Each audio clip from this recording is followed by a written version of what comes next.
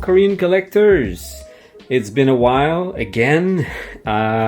You know what? I haven't been that busy, to be honest, like because of the situation right now with the virus and everything. But I've just been so lazy, watching more YouTube videos than, I should make YouTube videos instead of watching them, but it is what it is. But today, what I have to show you, I have two things to show you. First of all, there's like 3 new movies I got. I couldn't buy anything off any stores, again, because of the situation of quarantine. But I bought them online, on like online stores. There are 3 very rare films that I'm very happy about. And another thing I want to talk to you about, there are like little cards when you rent movies in Korea. I mean, when you used to rent movies. So for example, let's say I have a tape here. I open it up. Of course, I clean everything, but usually what happens is that you have a little card like this that is, they put stickers and yeah, it's just like this, like that.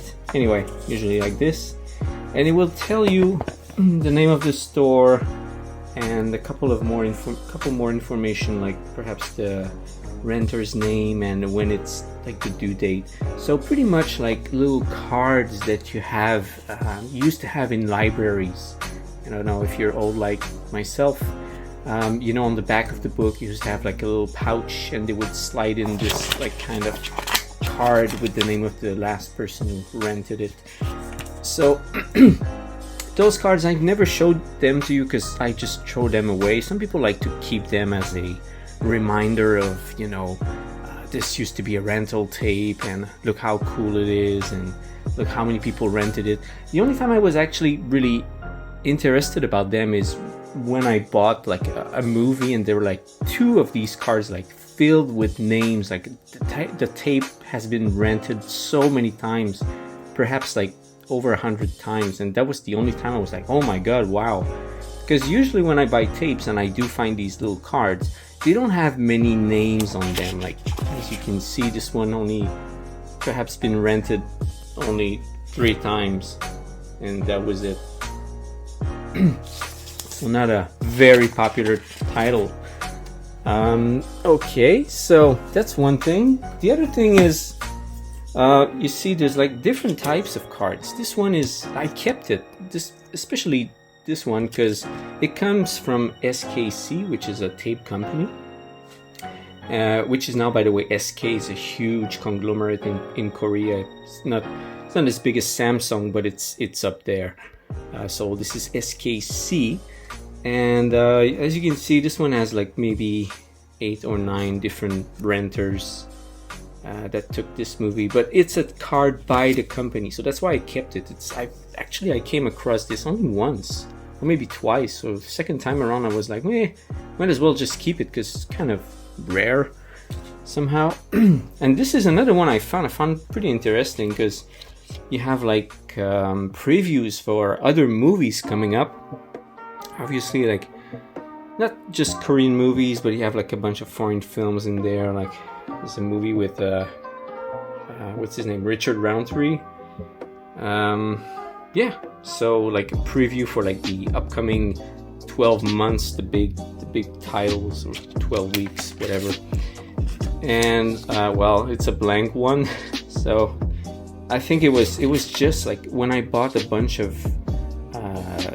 VHS sleeves at the video store, this was kind of like in the batch, so I just took it out. So I thought it was pretty cool. And this one is also from another tape company, another label that you have right here. So really fun little little thing on the side. I mean, it's nothing, it's not tape, it's nothing outstanding, but just a fun history part, little thing to keep. So anyway, sadly this one will probably go in the garbage, but these 2 I'm just holding on to them because it's just fun fact about videotapes in Korea.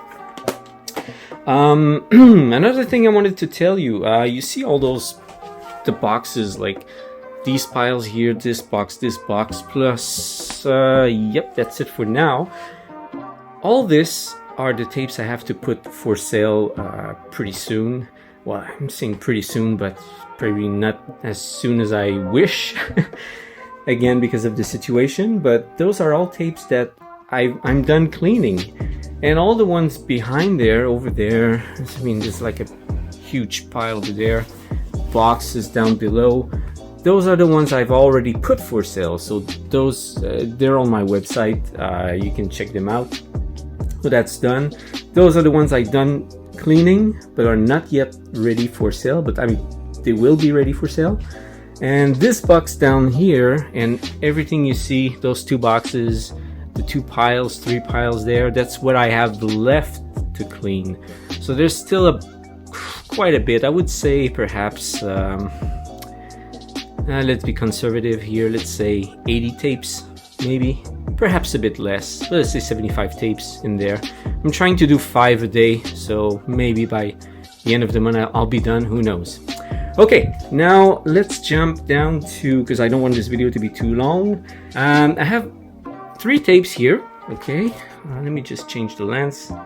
All right, so I got 3 tapes right here. Starting with the first one. This one is Nightmare. So let's say 1981, 1980. I'd go for it with 81. Movie horror film on which Tom Savini did the special effects, or at least was a consultant. So there's a bit of debate about this, but let's say he did it. And this film, I put it up for sale on Facebook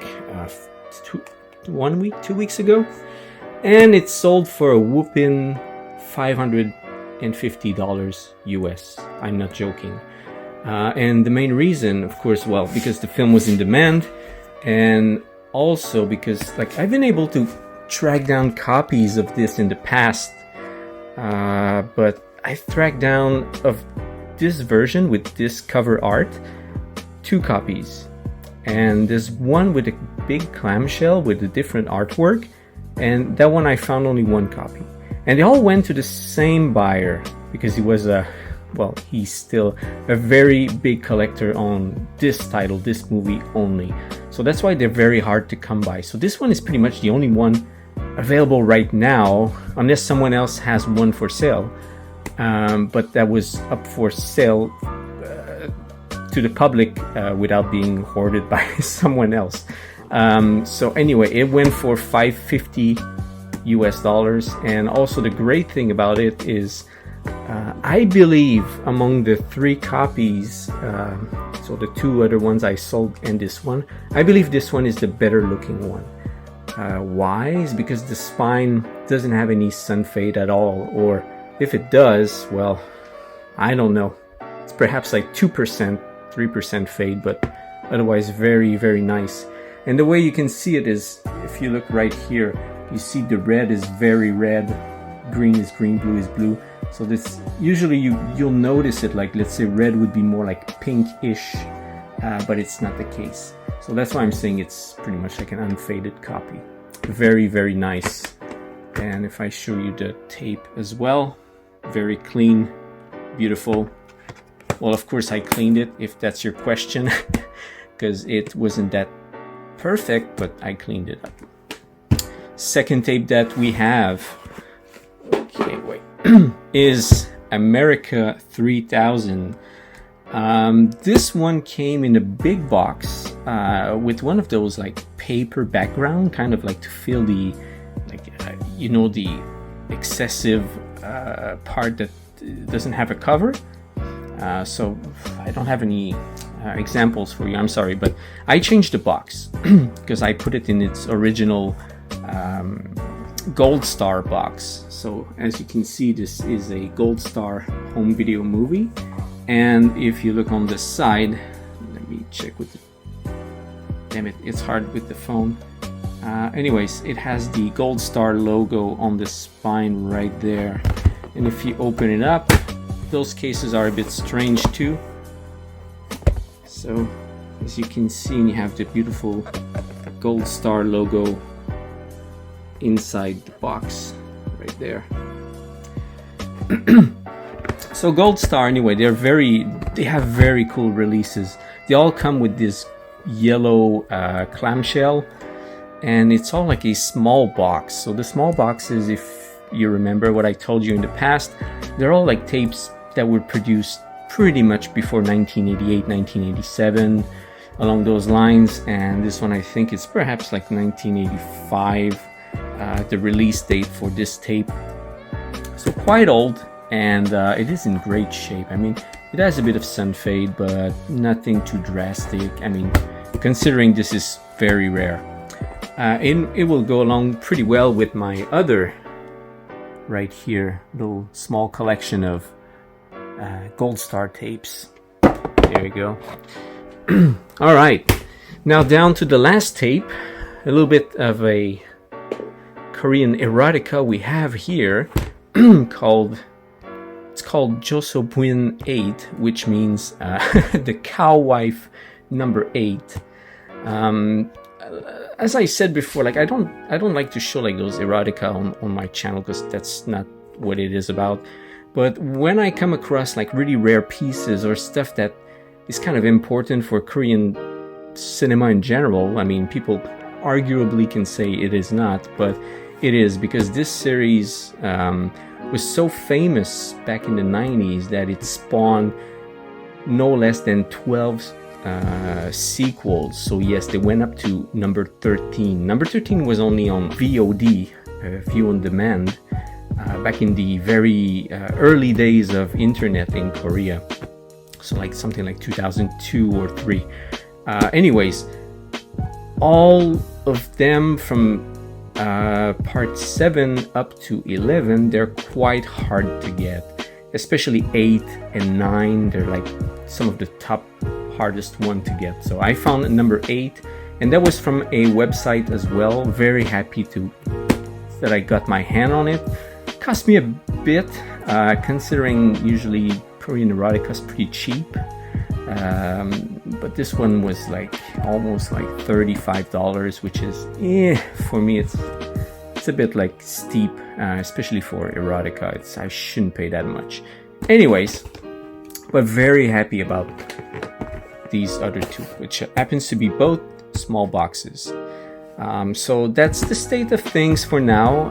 I really wish the situation right now will resume to normal and I would be able to go in the wild again, do some tape hunting, because I found like another place. It's a bit far from here. I would say it's nearly like more than 2 hours, maybe like an hour and a half by train, maybe 2 hours. It's quite far. Anyways, I would love to go there. I would also love to go back to Seoul just to see if they have anything new, although I don't think so, but perhaps the prices went down because, again, of people not buying anything. So yeah, that's what it is. That's the news for now. Of course, I would love to make more videos, but I'm so lazy these days. You know, you stay home, you do nothing, and you're just perpetually doing nothing. And I just jumped into that game, the Call of Duty Warzone, whatever it is. It's pretty fun, and I spend my evening just playing that. Anyways, so that's it for today, guys. I hope you enjoyed the video, although it was maybe not what you were expecting, but don't worry, I'm not going away. I'm not shutting down my channel or anything. I'm just being lazy. So anyway, everyone, enjoy your week. And please stay safe, and I talk to you again soon. See ya.